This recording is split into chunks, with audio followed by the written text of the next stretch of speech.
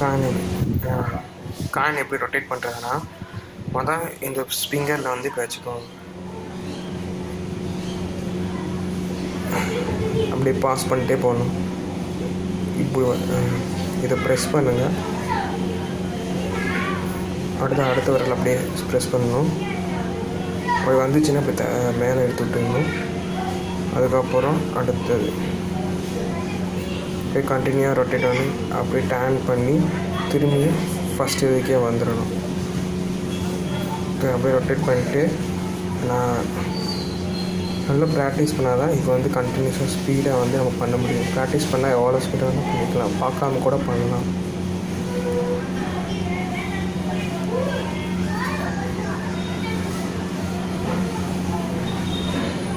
Suppose இது எப்படி இது எப்படி கீழேருந்து டேன் பண்ண தெரியுதுன்னா, கீழே வந்து இப்படி இறக்கணும். இந்த சுண்டு வரலை இறக்கிட்டு இந்த இடத்துல இந்த அடியில் வந்து கட்டை வரலை வச்சு பிடிச்சி இப்படி ப்ரெஸ் பண்ணி இப்படி ரொட்டேட் பண்ணி திரும்ப மேலே கொண்டு வந்து அந்த காயின் அழகாக மேலே வந்துடும்.